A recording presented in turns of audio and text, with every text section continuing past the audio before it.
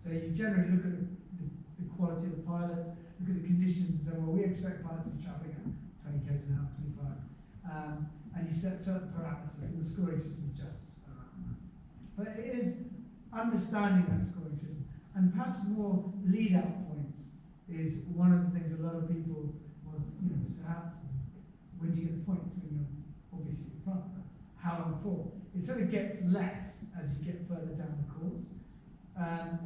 But if you're out in front, or if you're taking risks, then you're in front of the main gaggle, and you deserve points for that. And therefore, they're quite a lot, I think 100 or so out of 1,000, which is quite a lot. So you can often get good lead-out points, which is good. So getting used to and understanding your scoring system for a competitor is quite key. Don't think, well, I don't know, so I just win. Because that's not really a great answer. It's like, when you come to compete, you come to give yourself 100% and to win. Every one of you in this room wants to win. You've imagined yourself on that podium, and you've got to be selfish, arrogant, focused to get onto that podium. Okay?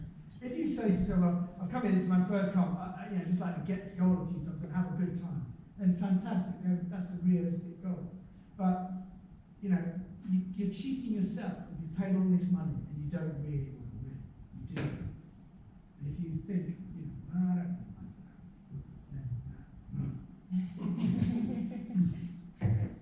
know, understanding what the people are talking about, what the task is, why it's being set like that, reading the conditions is key. Because I'll give you a great example. Last competition we did, we had a lot of instability later on in the day. So everyone knew they're probably not going to get to goal, and it's probably going to be stopped.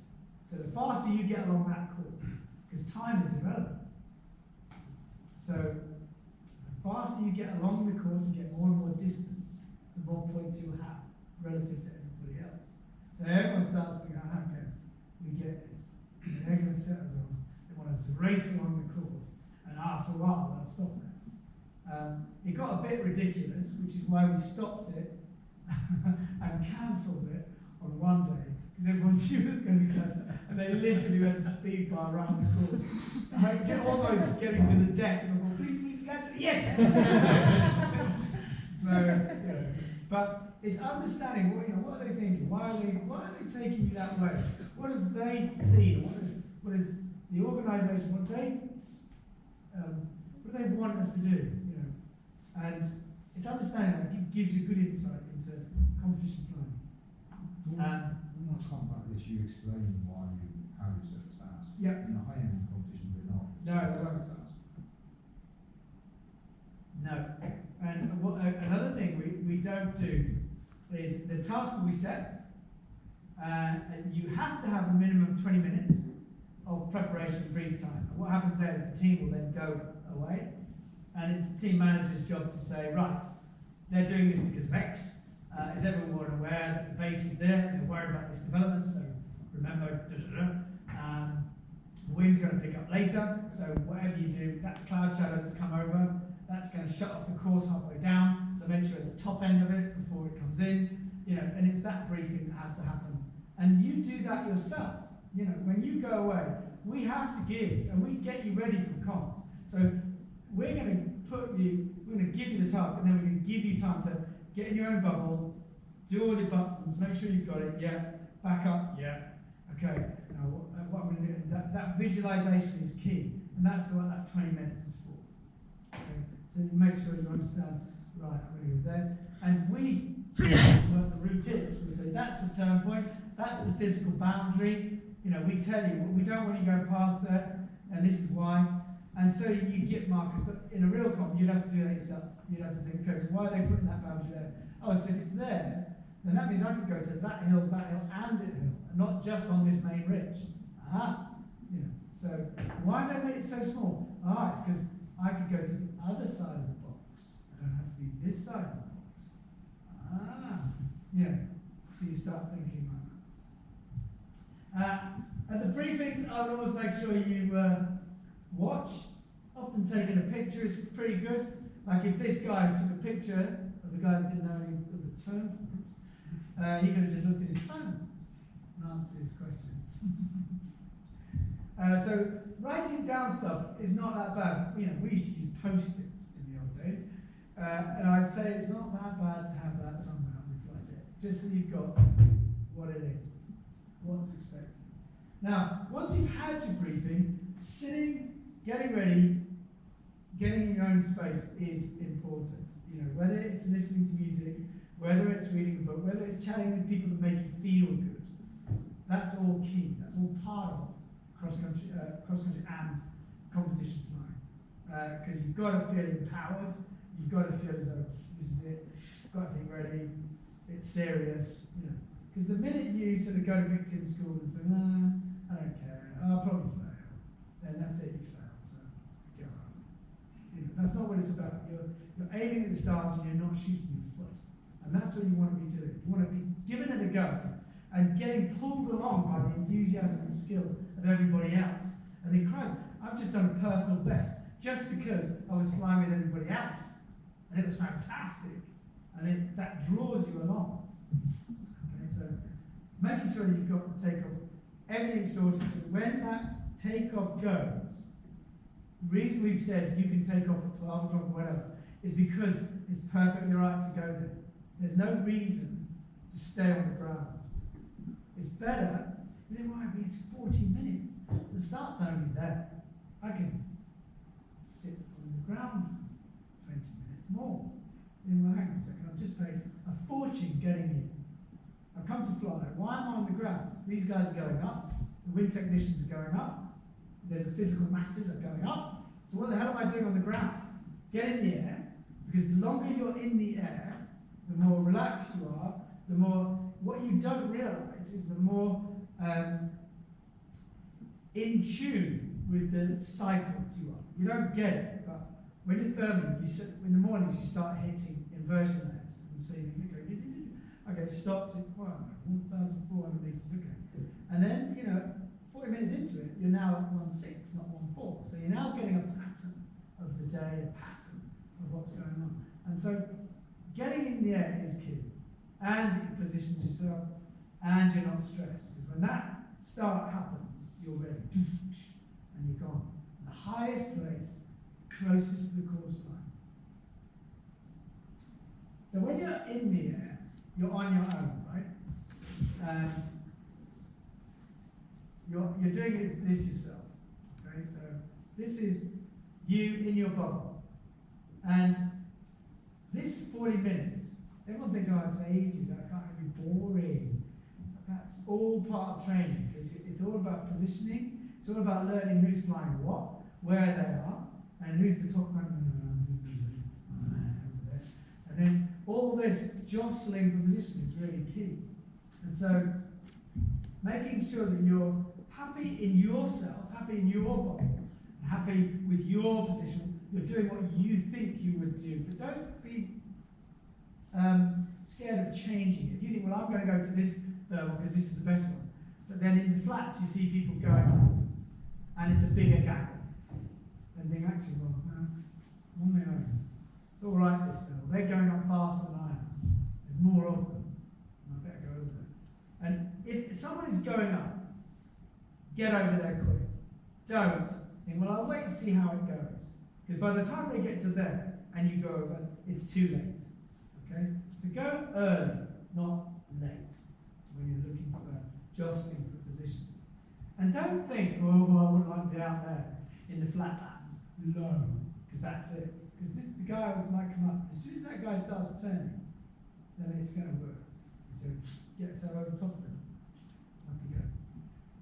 Don't be afraid. Don't feel you have to stay in the mountains. If you're not sure, yes, perhaps. But be prepared to, fly with others, flying gaggles. And so that's looking down, and that's in the flatlands out here. So you can see that although from below it looks like you're really close, you're not really close. And as long as you're predictable, and if you're flying with good pilots, you'll all work with each other, you're all predictable. Now the argument a lot of pilots, oh, he turned too tight, he cut me up. It's like, okay, that's bad piloting. But good pilots will fly the same radius, and if they see you're going up better, they'll take a bigger radius to encompass the core that you've just entered. And then they'll take it, and then you'll ratchet up with the lift in the core better. Both of you will work that. Because you all want to get the core. That's the key, just to get out. And you can all work it. Now, in a gaggle, one thing I would say is be predictable, look and turn, and make your body position, your body weight shift, everything, so that you're saying, my body is telling you, I'm going to turn right. I might not be turning right yet, but when I need to turn, I'm going to turn right. I'm not sort of looking this way and turning that way. I'm looking, I'm going right. And it's all about that. And remember, everybody's bubble is different. So, you know, look at the aspect ratio of the wing. That tells you everything. And the position of the pilot.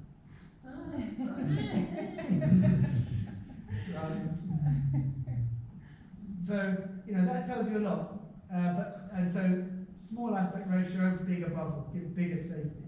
Allow for errors. You don't have to bully people. Oi, mate! None of that shit. Don't. It's ugly. It's horrible.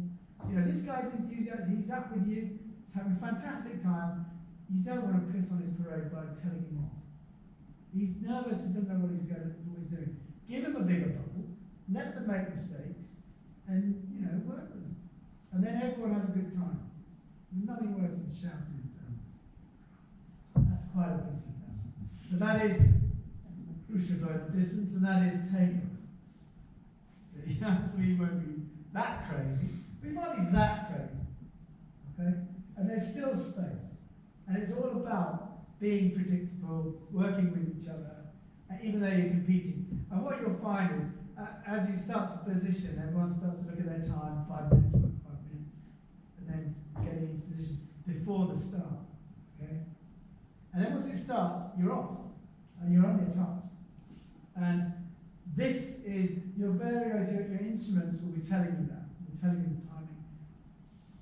Depends on what you've got. But you can see from various tasks. So you can see that is a simplified task board. Okay? Take off, start, entry cylinder. And in this example, the same turn point. So that's your start. You've got to keep going to get the next turn point, and then off you go. So you have to make sure you understand exactly, and this visualization is key. You have to think, right, so what does it want? They want me to go into that radius, then I enter and get the next radius, right? And then and so you start to build up a picture. There's nothing worse than going, you're not understanding, because you're not going to get told once you start competing. And so you can see clearly, when you look at the bigger picture, if you were to fly cross country in this area, forget where it is, the sun's on the south, okay? And you would fly along this ridge, you go donk, donk, donk, donk, and then you'd either go this way or this way. So it's an ergonomic, it's a natural feel, and a task should generally take you a natural way, because it makes it, you're a cross-country pilot, it feels good. Batting into wind, then going back is horrible. I don't accept tasks like that, because it's not natural, it's not what a pilot would generally want to do. And it's not enjoyable. But there are a lot of legs that might be into it. But when we're setting tasks, we want you, the majority of the pilots, we try and put the hard part of the task towards the back half of the course. That's our general goal. Okay? So we don't want everyone decking it. If you did a massive valley crossing and everyone decks it, that's it, game over. So we try and say, right, make it harder further down so that we can lose collateral damage.